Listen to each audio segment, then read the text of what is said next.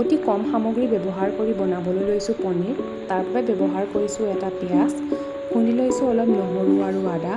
এখন কেৰাহীত তেল গৰম হ'বলৈ দি দুটা আলু সৰুকৈ কাটি লৈ এইদৰে তেলতে ফ্ৰাই কৰি ল'লোঁ। তাৰপাছত সেইখিনি তেলতে পুনৰ ফ্ৰাই কৰি ল'লোঁ পনীৰখিনি।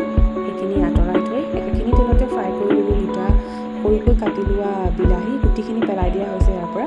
কাৰেণ্ট নাছিলে মিক্সি চলাবৰ বাবে, সেইকাৰণে তেলতে বিলাহীখিনি ভালদৰে লৰাই লৈ এটা পেষ্ট হোৱালৈকে লৰাই থাকিলোঁ। তাৰপাছত অলপ তেলত কেইটামান পাঁচফোৰণ দি পেলাই ইতিমধ্যে কাটি থোৱা নহৰু আৰু আদা পিঁয়াজখিনি ইয়াতে দি সোৱাদ অনুসাৰে নিমখ দি লৰাই লোৱা হ'ল। জালৰ বাবে ব্যৱহাৰ কৰিছোঁ এটা শুকান জলকীয়া, দুটা কেঁচা জলকীয়া ব্যৱহাৰ কৰা হৈছিল যদিও ক্লিপটো ডিলিট হৈ গ'ল।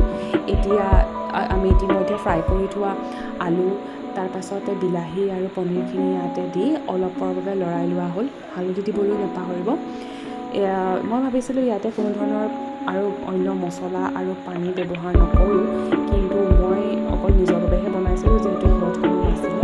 কিন্তু ভণ্টিও কলেজৰ পৰা আহি পোৱাত তাইও ক'লে খাওঁ বুলি, গতিকে ইয়াত মই মছলা আৰু পানী ব্যৱহাৰ কৰিব লগা হ'ল। তাৰ বাবে ব্যৱহাৰ কৰিছোঁ এটা গৰম মছলা আৰু এটা মিট মছলা। তাৰ পৰা অলপ উলিয়াই লৈ পেলাই সেইদৰে বাতি এটাত উলিয়াই ল'লোঁ আৰু অলপ গৰম পানী তাতে দি পেলাই মছলাখিনি কিছু সময়ৰ বাবে ৰাখি থ'লোঁ। তাৰপাছতে পনীৰখিনিত অলপ গৰম পানী দি দিলোঁ। দিয়াৰ পাছতে যিখিনি মছলা আমি এইদৰে পানীত মিক্স কৰি ৰাখিছিলোঁ সেইখিনি ইয়াতে দি দিলোঁ। দি পেলাই ভালদৰে লৰাই ল'ম। এইদৰে চাওকচোন এটা সুন্দৰ কালাৰ আহিছে আৰু গোন্ধ এটাও খুব ধুনীয়া গোন্ধ আহিছে।